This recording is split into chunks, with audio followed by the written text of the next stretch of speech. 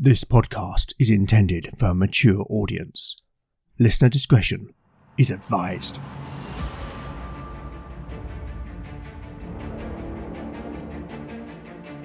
Welcome back to Legend of the Bones. Following in the footsteps of giants, Legend of the Bones is a chimera. A mix of old-school tabletop RPG and dark fantasy storytelling.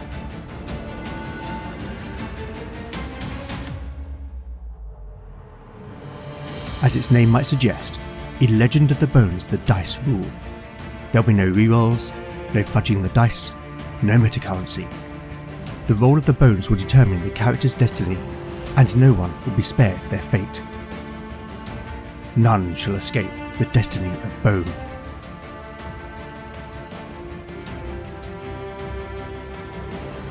Last time on Legend of the Bones. The focus of the narrative shifted to Canute, as he and his crew of Skade warriors returned to the open sea. The Northman sailed his ship, the Uvadraka, up the coast to the fortress of Penmelkeyn to fulfill his promise to Lord Chuok of Varfell to deliver a message to his liege, Lord Petrock. Upon arriving, Canute was escorted by a group of Petrock's housecarls up to the stronghold, where the Northman discovered that the man who held his oath, Lord Comwyn, was also a guest. In an audience with the two ealdormen, Canute relayed the events since he had left Comwyn's fortress of Trevenid, and also the intelligence on the rebel plans that the companions had discovered in the Ulfhethnar lair before delivering Chuok's message. The ealdorman agreed that the trouble facing Varfell was a ruse to distract them, and Petrock decided that he must decline Chuok's appeal for reinforcements. Regardless, Canute argued that the loyalist forces would be too few when the rebels marched on Trevance. Revealing that Beric was in fact his cousin and the bastard son of Jarl Einar, he suggested that if he could find the Skade warlord, that Einar might be persuaded to join their cause for the sake of his son. The ealdorman, while not enamoured with the prospect of having Einar as an ally, could see the sense in Canute's reasoning, and Petrock revealed that he had news that the Jarl had been seen that season in Llanrhys, the homeland of Vaelin and Talion. Later, Canute had his oathman, Raven, cast the runes to discover Einar's purpose in the land of the Wailer, and from Raven's reading of the stones, Canute inferred that the Jarl was seeking a bride, that he might beget an heir. But now, we must leave Canute and return to the main companions as they arrive at the strange, ancient place called Penmelkeyn, nestled in a hidden valley among the Dragonspire Mountains.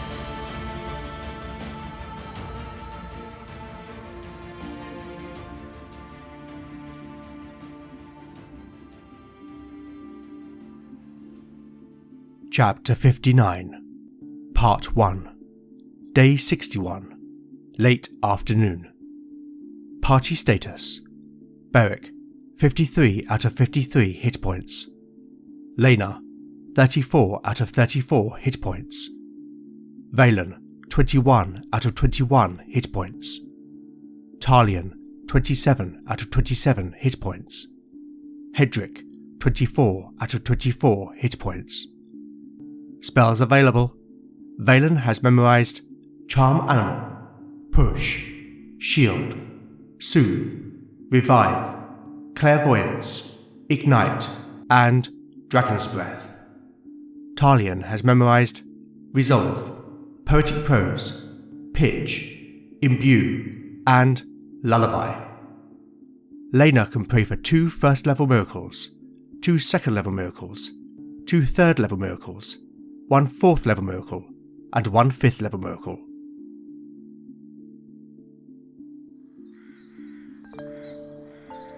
The valley was bathed in the golden light of the afternoon sun as the companions made their way down to the lake's edge. The thin mixed forest of birch, pine and rowan that surrounded the lake was a haven for wildlife, and in contrast to much of their journey in the mountains, here the call of a variety of birds could be heard: pied wagtails, chaffinches, and the prominent caws of rooks. At the lake's nearest edge, the turquoise water lay still, a perfect mirror that reflected the imposing mountains that surrounded the valley. The water barely lapped against the shoreline, the only visible movement being the gentle ripples caused by the occasional gust of wind, or the concentric rings formed by a fish momentarily breaking the surface. And it seemed to the companions to be a place of calm and solace. "Have you ever seen such a place?" Lena asked rhetorically, her voice filled with wonder. "Never," Beric replied. "And never did I think I would." "It is indeed wondrous," Valen added. "Still, I cannot help but wonder why Demelza chose to come to this place. So remote as it is, it cannot be simply to evade the Brethren. She must have had another purpose." In the distance, they could still make out the structure that Hedrick had pointed out as Penmelkeyn. Though now closer and standing at water level, it appeared to be elevated up and set back from the water's edge, as if built into the mountain itself. "Whatever her reason," Beric said, nodding towards the edifice, "whoever built that must be long dead." The warrior looked over at Talion. "Know you anything of it, Talion?" "No, Beric," the bard replied wistfully, "but no doubt it has a story to tell." "Oi," Hedrick agreed. "I'll wager you're right. But this is as close as I've got. I reckon it's haunted."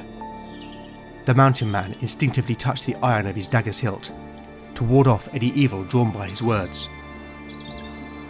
They continued around the lake's edge, the dry gravelly soil crushing underfoot, the roots of the trees bare in many places, lacing across each other like a tangled mass of writhing snakes. After perhaps half an hour of walking through the trees, they finally reached the far end of the valley, where the sheer surface of a mountain loomed large. Many small waterfalls cascaded down the rock face from a great height, some falling directly into the lake, others dispersing to mist in the air before they could reach the ground. There was no shore at this point. Instead, the water lapped against the cliff, but there was a set of narrow steps cut into the mountainside, climbing up some 70 or 80 feet and along the side of the rock face. Hedrick led the way as they climbed the weather-worn and uneven steps, until they terminated at a wide ledge, situated roughly in the middle of the lake's breadth. Here, the rock had been hewn by ancient hands into an intricate facade. An enormous arch, stretched perhaps 30 feet up the cliff and spanning just as wide, had been carved to give the illusion that it was made of huge blocks of stone. In the centre of the arch, a stone doorway, half again the height of a man, was set into the cliff, its frame inscribed with runes, while the door was guarded on either side by two asymmetrical standing stones, elaborately carved with triskells and other swirling patterns. As they approached, Valen could immediately sense arcane energy emitting from the two stones, and it seemed to him that the patterns glowed faintly, even in the bright afternoon sun. "There is power here," he observed, inspecting the nearest stone, and as he did so, he noted a depression in the shape of a hand, whose fingers were splayed apart. "Strange," he murmured to himself, then turning, observed that the second stone possessed the same. "Are you able to read those runes?" Beric asked, interrupting the mage's examinations. Valen turned his attention to the door. The stone slab was unadorned, and had no visible means to open it, while the runes inscribed on the frame, to Valen's eyes, also glowed faintly in the same manner as the stones. "I can, Beric. These runes are Old Meridish. Put simply, it reads, 'Come together, and we shall part.'"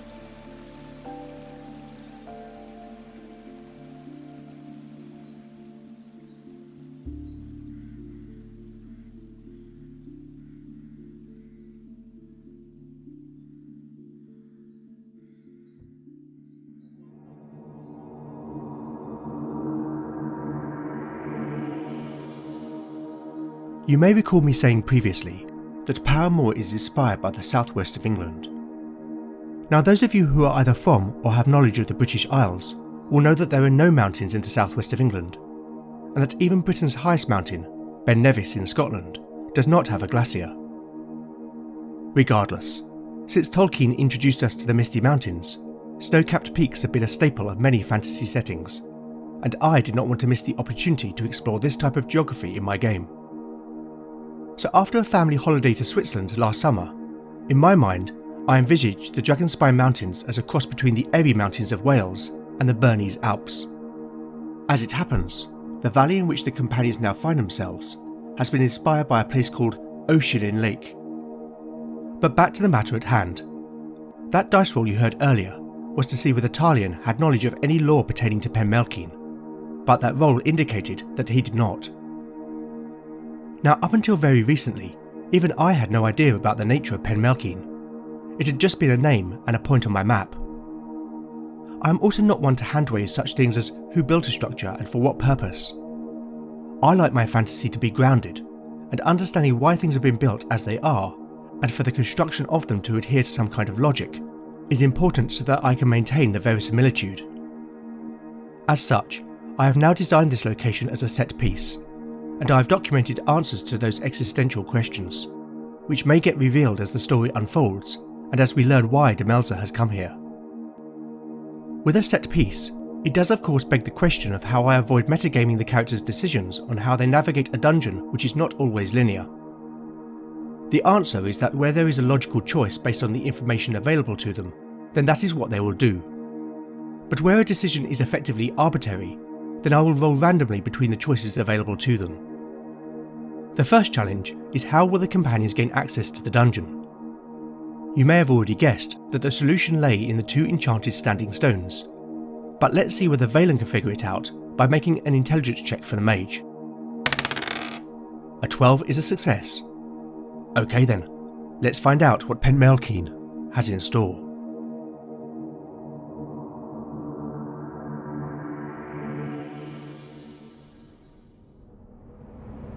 Chapter 59, Part 2, Day 61, Late Afternoon. Party status. The party status is unchanged. The companions waited in tense silence, the weight of anticipation hanging in the air, while Valen considered the cryptic inscription. The mage's gaze was locked on the ancient runes, his brow furrowed in concentration. His lips moved in a whisper, repeating the phrase over and over, each utterance a step closer to revelation. Eventually, he stopped. A slow grin of satisfaction spread across his face. That's it, he declared with sudden certainty. Striding forward, he approached one of the tall standing stones and pressed his hand into the weathered depression etched into its surface. The pale blue light flared into life, intensifying around his palm and fingers, illuminating the grooves in the stone with its ethereal glow. A tingling sensation surged up his arm, yet he stood firm. Talion! The mage called out sharply to the bard, urgency threading his voice. Place your hand on the other stone, he instructed, glancing towards the second menhir. Talion stepped forward, his expression uncertain but trusting, and mirrored Valen's motion, placing his hand into the second depression. Now join with me. The 2 ancient stones stood nearly 10 feet apart, and as the command left Valen's lips, both men strained their arms outward, fingers gripping through empty space in search of one another. At last, their fingertips brushed, then linked. Instantly, the symbols carved into the menhirs blazed with light, the same radiance spilling out of the runes surrounding the door. Even those untouched by the sight could see it now, their eyes wide with awe and disbelief. A deep, resonant scraping echoed from the portal as the massive stone door began to shift, grinding slowly open. Raw, untamed energy arced between the 2 men like lightning, crackling with intensity. Both Valen and Talion cried out, not in words, but primal sounds of pain, fear, or perhaps exultation. It was impossible to say, yet neither broke contact. At last, the door stood open. The blinding glow faded, and the energy dissipated. As if released from a spell, both men collapsed to their knees, gasping. "Valen!" Lena cried, rushing to the mage's side. Beric followed suit as he knelt beside Talion. The cleric wrapped an arm around Valen's trembling shoulders, her brow lined with worry. "I am all right, my love," he murmured, his voice soft. But Lena could see the truth in his eyes, a haunted look she had not seen since the Ulfhethnar lair. His gaze drifted to Talion, who was being helped up by Beric. "Did you see it, Talion?" But he need not ask. The bard's face had turned ashen. His usually confident expression had vanished, replaced by one of quiet terror. His wide eyes locked onto Valen's, and he gave a slow, shaky nod. "Yes," he replied, barely above a whisper, breathless. "What was it?" Beric asked, the warrior's voice heavy with concern. "What did you see?" Talion's eyes met his, and for a moment Beric flinched, not from words, but from the sheer fear etched into the bard's features. "The rift. I saw the rift."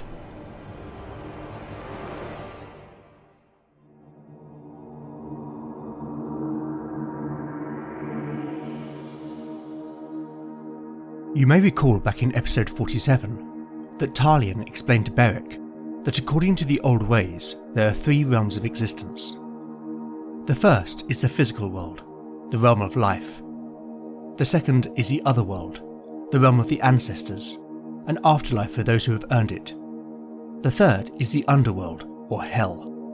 This is the realm of dark gods, demons, and unspeakable monsters. It is a place where the souls of the wicked must remain in eternal torment. Talion also explained that sometimes, for reasons yet unclear, a tear can appear in a barrier between the physical world and hell, known as the Rift. When this happens, it forms a portal through which dark magic and foul monsters can spill into the world. The fact that both Valen and Talion have experienced a vision of the Rift while opening a doorway to Penmelkeyn does not bode well for what may lie beyond. I think at this point, and particularly given what has just happened, that I must check whether Hedrick is willing to enter Penmelkeyn with the companions. He was, after all, only tasked with guiding the companions to this location. He has no allegiance to them, nor their wider quest, so I think it is unlikely that he would wish to risk his life by entering such a place. For the purposes of this role, I am going to treat Hedrick as a retainer, and to base his loyalty on Beric's charisma, given that the warrior is effectively the party's leader. Beric's charisma is 12, meaning that Hedrick has a loyalty of 7, but I am also going to apply a -1 penalty, given what the mountain man has just witnessed. This means I will need to roll a 6 or less on 2d6 for Hedrick to agree to proceed into the dungeon. Here is the roll. A 10. Oh dear, that's not good news for the party. Okay then, I think it's time to return to the narrative.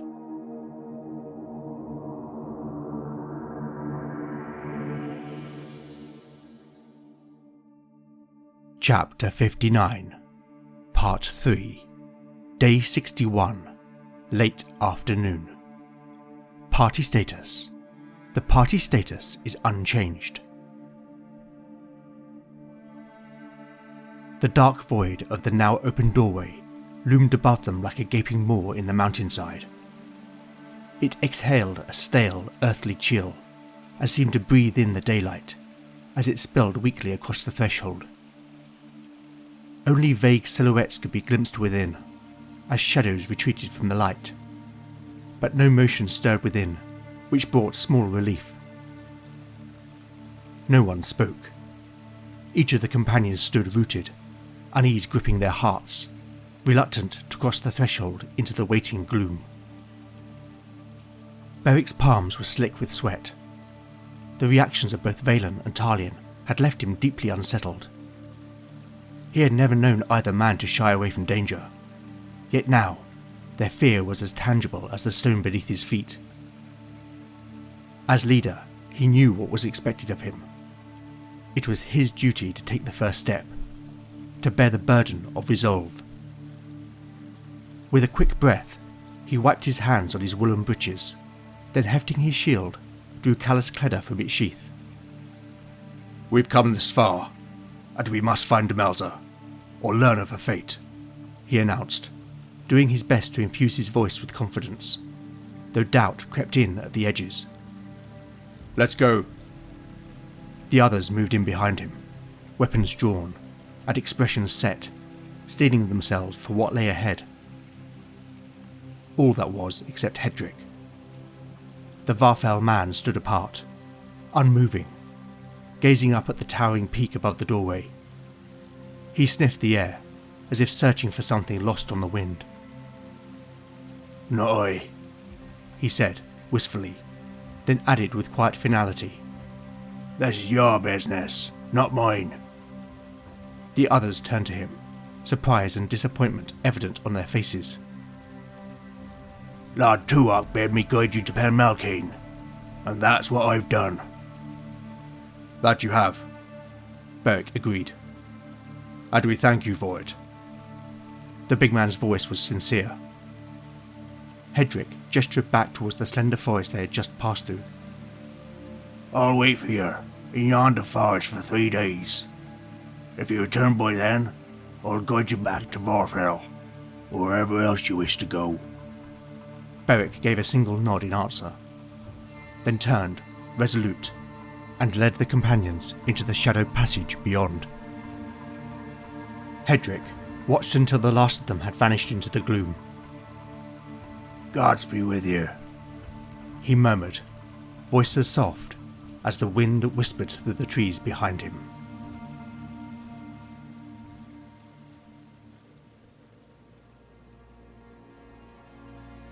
Passing through the portal, the companions found themselves in a vast rectangular expanse that stretched out before them like the nave of some ancient, long-forgotten church. It was perhaps 40 feet wide and just as high, the arched curvature of the ceiling mirroring the intricate stonework of the exterior, while 2 rows of broad pillars prevented the weight of the mountain from causing the ceiling to collapse. Valen produced the moonstone, whose soft sheen cast long shadows, though even its enchantment was unable to pierce the full depth of the chamber. Yet its silver gleam caught on the edges of carved reliefs, depicting monstrous creatures locked in brutal combat, or feasting grotesquely on hapless humans and beasts alike. Several iron sconces set at regular intervals lined the wall. Though all the torches were unlit, some still wisped thin curls of smoke into the still air, suggesting that they had only recently been extinguished. To the left, a weathered timber door reinforced with black iron bands nestled into the curvature of the wall, partially hidden in shadow. On the right, a short distance ahead, another similar doorway could be just discerned in the gloom. Lena moved quietly to Beric's side, and the pair stepped forward together with silent caution, Valen and Talion keeping close behind. As they progressed, more of the chamber slowly emerged from the darkness, revealed by the moonstone's glow. Eventually, the full length of the room came into view, some 70 feet from the entrance. 2 additional doorways marked either side of the chamber, and directly ahead loomed a heavy set of double doors, framed in cold, dark stone. "What think you, Valen?" Beric asked of the mage, in a hushed, guarded tone. "In all likelihood, the way ahead is just that," Valen replied, his voice quiet but steady. "But my master always said that to learn anything, one must start at the beginning. I suggest we follow that wisdom, lest we overlook some vital clue about what this place truly is, and dare I say, the fate of Demelza." "Agreed." The companions turned back and retraced their steps. the sound of their footfalls swallowed by the thick silence, until they stood before the first door on the left wall. Beric leaned in, placing his ear against the aged panels, worn smooth with time and lined faint with dark stains where the tannins had bled out from the wood. Hearing no movement on the other side, he reached out, grasping the cold iron latching and giving it a cautious twist. The door swung open with a tortured groan, busted hinges shrieking against the quiet, and Beric winced at the echoing noise. As the moonstone's light spilled into the newly revealed space, it illuminated a large square chamber. As the companions stepped within, it was clear that whatever the chamber's original purpose, it had been more recently used as makeshift living quarters. To one side, 2 crumpled bedrolls lay out on the floor, in between which was an old-looking chest, while on the other side of the chamber was a table, upon which was a melted candle, an inkpot and quill, a pestle and mortar, as well as a few wooden bowls containing various herbs and dried fungi. The walls were plain, though in the south wall another door provided the room's only other exit. Beric knelt by one of the bedrolls and placed his hand under the blankets. "It's cold," he said, though it was clear by the way the room had been left that whomever had been living there had meant to return, else left in a hurry. Lena, meanwhile, had moved to examine the chest. It had no lock and was little more than a crate with a lid. Within, the cleric found a few basic supplies, spare clothes, candles, a tinderbox and such, though she noted that the clothes were clearly made to fit women. "Demelza," she murmured under her breath. The cleric happened to place her hand down on the other bedroll and felt something hard beneath the blankets. Pulling them aside, revealed a small, leather-bound book. "What's that?" Valen asked, his curiosity piqued. Lena carefully picked it up and exchanged it for the moonstone so that the mage could examine it properly. The others waited patiently for a few minutes while Valen flipped through the pages, his eyes rapidly scanning the writing. At one point, he seemed to skip ahead, as if searching for something specific. Eventually, he looked up from the book, his eyes gleaming in the moonstone's pale light. "It is a diary."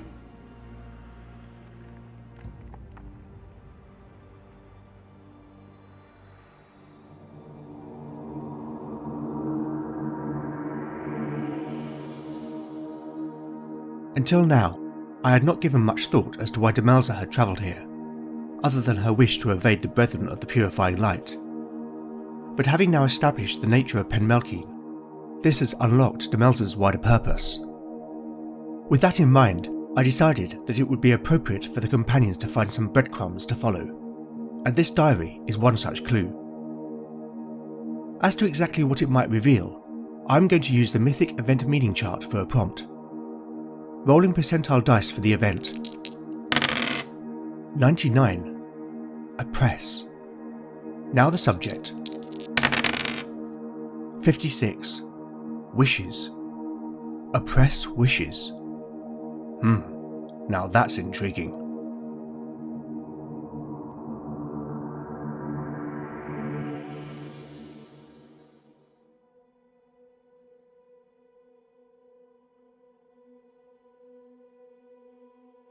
"Whose diary?" Beric asked with curiosity. "Their name is not given, though it appears to belong to Demelza's apprentice." Valen replied, his gaze fixed intently on the pages in his hands, the parchment crackling softly as he turned them. "Clearly, I have not had time to study in detail, but it gives an account of their journey from Angrak." The mage's voice was low, thoughtful, as he scanned the script. Then slowly he looked up again. "Near the beginning, she writes that Demelza insists on keeping a particular jeweled amulet always close to her. I believe it to be the Eye of Krevik. What is most striking is that the apprentice seems unaware of its true nature. It was likewise for myself regarding the Eye of Mordgren. Valen's expression clouded as memories surfaced, his eyes drifting into the middle distance, until a gentle touch on his arm brought him back to the present. What else, my love? Lena asked softly. The mage offered a small, grateful smile before clearing his throat and continuing. Later, the apprentice confesses to growing envious of our mistress's power. As we know, the Eye of Krevik bears the curse of greed and envy. I suspect that once beyond the protective enchantments of Angrak, the Hellstone's corruptive influence began to take hold. He looked slowly around at the others, his voice hushed with implication. But it is the final few pages which are the most revealing. What say them? Beric pressed, leaning forward impatiently. Valen gave a single, solemn nod and resumed. Once here, at Penmelkeyn, Demelza explains the amulet's true power, and her intent to destroy it. Surely that's a good thing. Lena interjected, hope lighting her voice. One would think so, yes. But by then, the apprentice was already lost to envy. She desired the Eye of Krevik for herself. An argument erupts as she tries to seize the Hellstone, but Demelza, with an enchantment, put her to sleep. His voice grew heavier, the weight of the tale thickening in the air. What then? When she awoke, Demelza was gone, and the envy that once burned so fiercely had cooled. She searches, only to discover a portal she describes earlier as sealed was now open, while the main entrance to Penmelkeyn had closed. He paused, the silence stretching. So, she was trapped here? Lena exclaimed, horrified by the thought of such a fate. Yes. Valen confirmed simply, a shadow passing across his face. Perhaps opening one seals the other, he mused aloud, almost to himself. In her final entry, the apprentice recounts hearing Demelza's voice, calling her from the entrance hall. But when she arrived, she was met by a spectral figure, wearing the face of her mistress, beckoning her to embrace. Resisting the pull, she used a scroll left behind by Demelza to banish the phantom. Her last words are these. He lowered his voice, almost to a whisper, reading from the diary with reference. I have no way out. I see now the curse of the Eye. I must find Demelza and help her if she still yet lives. Or if not, I must finish her task. Valen looked up from the hastily scrawled words. The silence that followed, deafening. There is nothing more.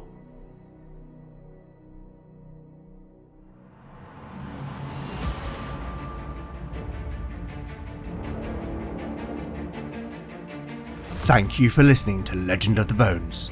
I hope you've enjoyed the show. If you like what you've heard, then please consider rating and reviewing the show in your podcatcher of choice. Not only do I love seeing the feedback, but it really does help the show to reach new listeners. There are no additional guest voices in this episode, but I would like to take the opportunity to thank everyone who has contributed to the show up until now. I am, as always, immensely grateful. You could also help by liking or reposting new episode announcements, or by recommending the show online or to a friend. You really can't beat the power of word of mouth.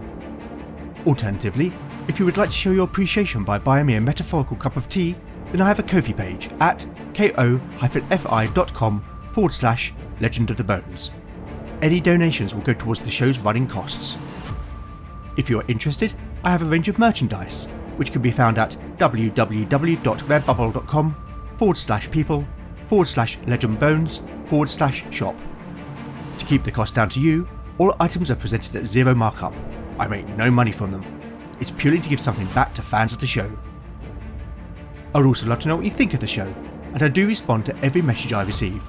So with that in mind, you can contact me on X at legendbones, Blue Sky at legendbones, Mastodon at legendbones, at ttrpg-hangout.social, Instagram at legendofthebones, email at legendofthebones@gmail.com, or go to legendofthebones.blogspot.com for show notes, house rules, character profiles, art, maps and more. Join me next time to find out what awaits our adventurers as the bones decide their fate. None shall escape the destiny of Bone.